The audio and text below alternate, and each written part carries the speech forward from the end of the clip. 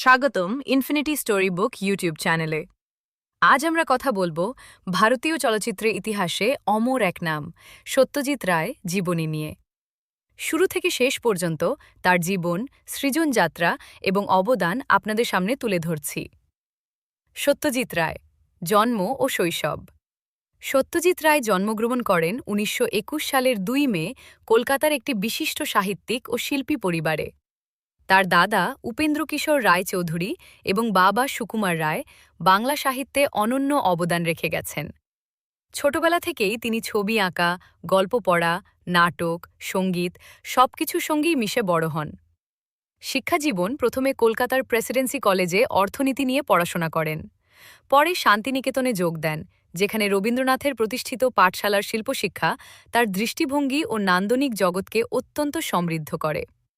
বিজ্ঞাপন সংস্থা থেকে চলচ্চিত্রে কলকাতায় ফিরে এসে একটি বিজ্ঞাপন সংস্থায় কাজ শুরু করেন গ্রাফিক ডিজাইনার হিসেবে।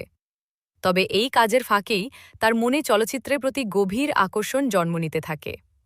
বিদেশি চলচ্চিত্র, বিশেষ করে ইতালির নিওরিয়ালিস্ট ধারার সিনেমা তাকে গভীরভাবে প্রভাবিত করে। পথের পাঁচালী জন্ম এক কিংবদন্তির।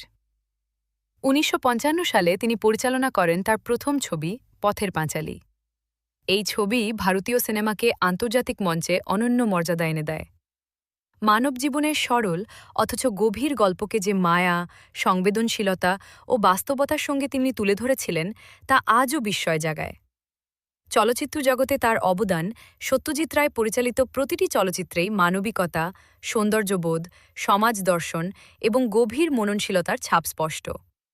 অপরাজিত, অপুর সংসার, চারুলতা, মহানগর, অরণ্যের দিনরাত্রি, হীরক রাজার দেশে প্রতিটি সৃষ্টি আজও সমানভাবে প্রাসঙ্গিক।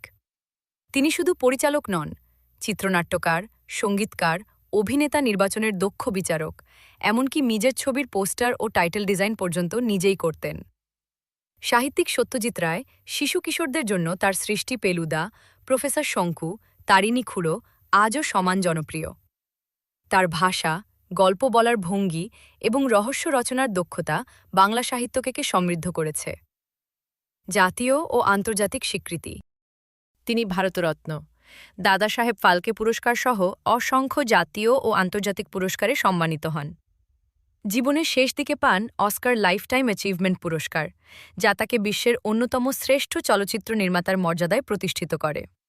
সমাপ্তি। ১৯৯২ সালের ২৩ এপ্রিল সত্যজিৎ রায় শেষ নিঃশ্বাস ত্যাগ করেন। কিন্তু তার সৃষ্টি, তার দৃষ্টিভঙ্গি, তার মানবিকতা আজও বেঁচে আছে তার প্রতিটি চলচ্চিত্র ও সাহিত্যকর্মের মধ্য দিয়ে।